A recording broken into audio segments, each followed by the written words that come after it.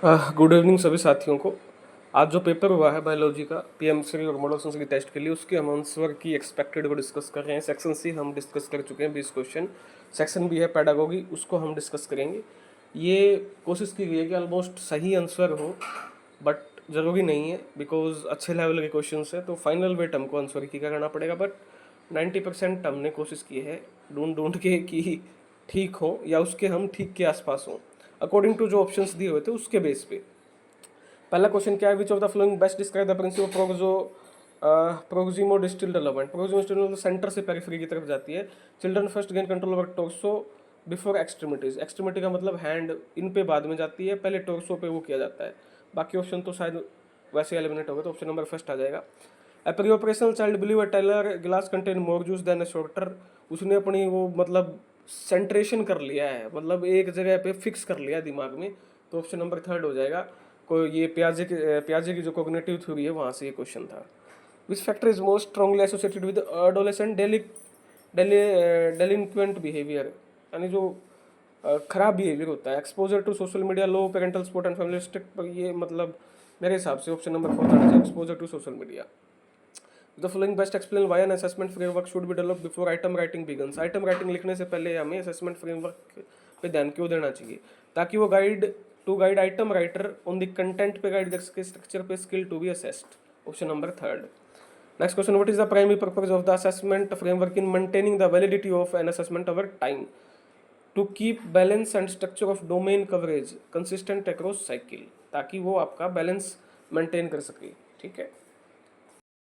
26वां question, why stake holder involvement in the development of an assessment framework considered crucial? क्योंकि it increase the likelihood that assessment result will be accepted and used for learning improvement. ठीक है।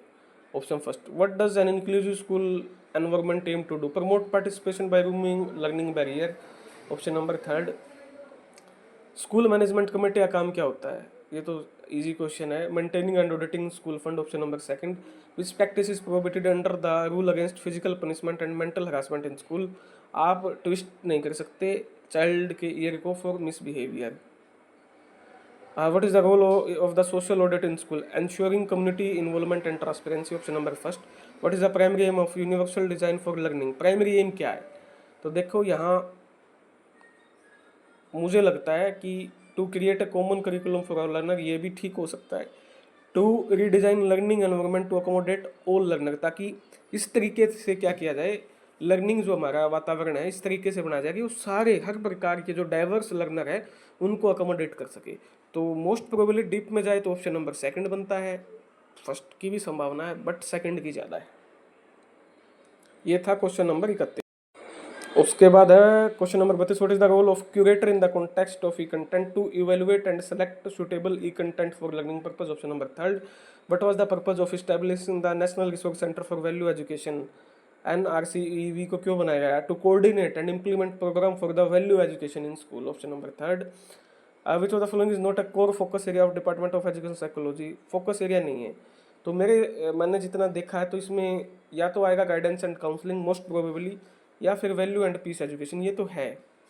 तो option third के साथ ही मैं जाऊँगा। The international diploma course in guidance and counselling was develop in collaboration with which international organisation? Commonwealth of learning, COL के साथ आएगा आपका option number third.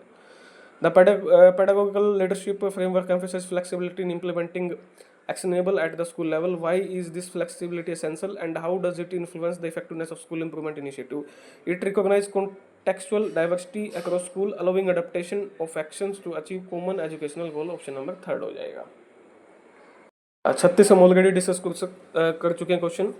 37, according to framework how does the interplay between layer descriptor and actionable contribute to the achievement of student learning?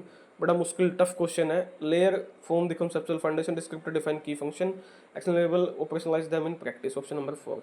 Why is a shared vision considered crucial in layer 1 of the pedagogical leadership framework and what role does it play in school development? मैंने तो पहली बार सुने हैं ये question इस तरीके के, देखे हैं। It enables stakeholder empowerment and promote dialogue, innovation and collective ownership.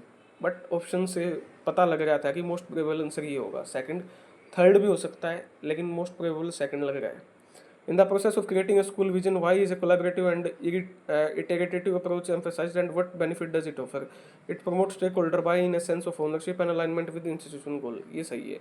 Why are adolescents particularly vulnerable to substance abuse? तो गलत काम की तरफ क्यों जाते हैं?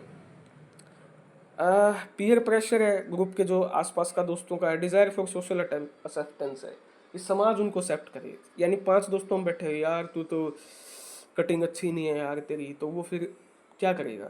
कहेंगे यार तेरे पास बाइक नहीं है, बाइक पे ऐसे करेंगे. मतलब समझ रहे हो सकता है मोस्ट अप्रोप्रिएट तो थर्ड आएगा, फोर्थ में भी नहीं, इसको कह नहीं सकते सब, तो थर्ड ही आएगा इसका. तो ये थे मोस्ट प्रोबेबल, आप अपनी मैच कर लेना. धन्यवाद आप सभी का.